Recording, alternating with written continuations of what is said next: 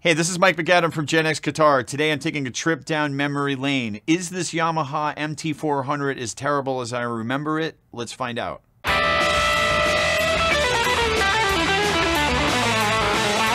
So I've been recording music or stuff that resembles music since about 1988. Actually, a little bit before that, I used to do that thing where you would take your cassette recorder, play into it, then take another cassette recorder, play that back, and then play something live into it. It was primitive and awful, but it's all we had back then.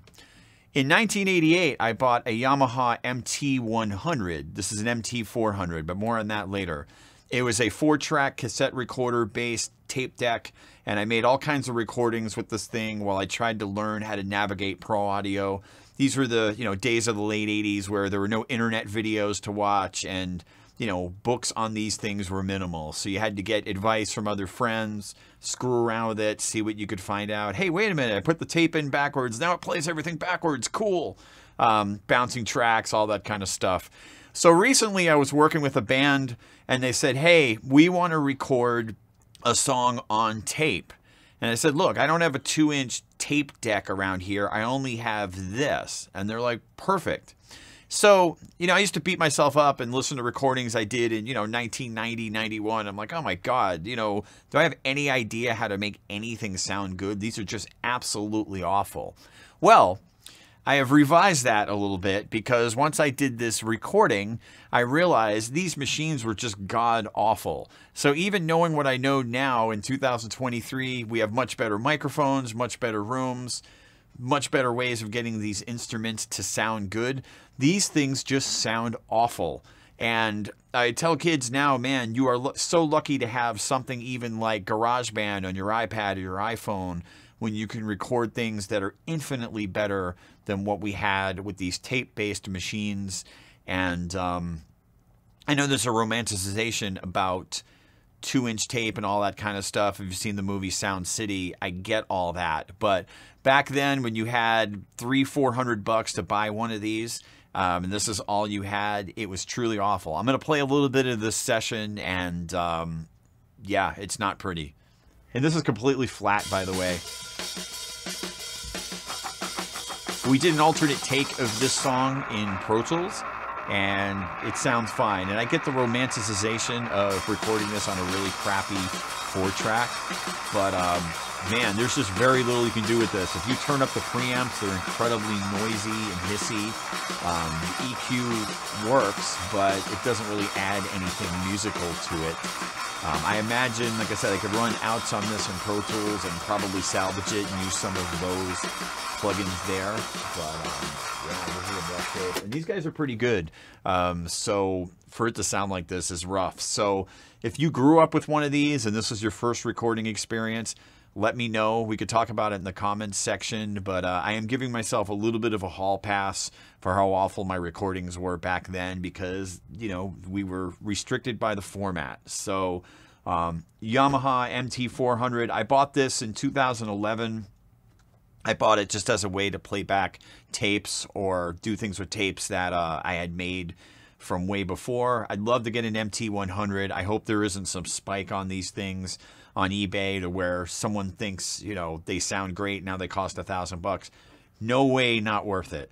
Anyway, if you've owned one of these machines or something similar to it, let's get into it in the comments section. In the meantime, I will see you in the next video. Thanks for watching Gen X Guitar. Sub, like, comment, all that fun stuff so we can keep the channel growing, and I will see you in the next video. When was the year you got one of these kind of machines? Oh, geez. Well, I had the tiny Tascam, that black one. You might have had the same one, which I recorded my demo to get into GIT on. Was it okay? Because I didn't have the same. I had a Yamaha MT-100. This machine I found used at Daddy's in like 2011 and just grabbed it. I haven't even looked up the MT-100, but I think you had the same technology. Yeah, and I upgraded later on to the Tascam 488. But that was like, mid 90s, I think. Okay. So there was a bit of a span there.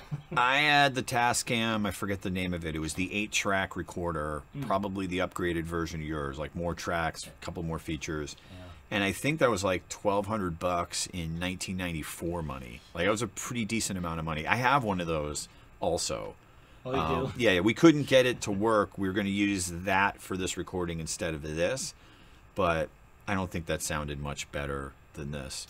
No, cassette didn't sound good at all. What was those machines like? ADAT? Is that? Do I have that right?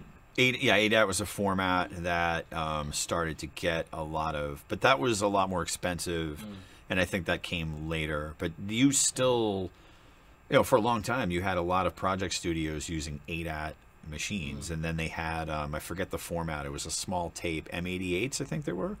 Like, I made a record in a studio in 1998 on those. Yeah. But, the big thing that came out later were the Roland VS series. They were like hard. It was probably the first big like hard disk recorder that sold like hotcakes. I still have one of those. Yeah, I do remember that. I mean, because I worked at Daddy's, so I saw all these things coming in and out. But yeah, there was something like that. It was. And that was a big one. I had a guy that came in here recently in 2023 and said, "Yeah, I still use Roland VS machines to record." And you know what? If it ain't broke, don't fix it. But part of me is like, man, I can't emphasize, like, if you're on Pro Tools, like Apollo or whatever platform, it's just light years ahead of that stuff. I mean, the VS stuff was cool for the time, but this stuff, did you have tapes get mangled in it? Do you have any disasters with it? Yeah, of course. It would eat tapes now and again, this, that, and the other. And I'm not sure, like, if that fixed every problem with these, because the preamps in these are absolute garbage. Right. So, like, if you have garbage preamps, but I did record with a VS machine about a decade ago, and it sounded pretty good. But yeah, these were just terrible, and I don't know.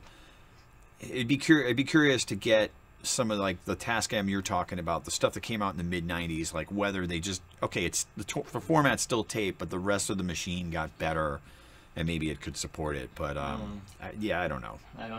I don't know about that. I'm gonna put this theory to the test, but man, these are just, it's cool for the nostalgia, and it's cool if you want to play back your old recordings. I still have old recordings I did with you in like 1989. Do you? I have them. I have the original tapes, and maybe if we hit a certain amount of subs, I'll unveil them to the world.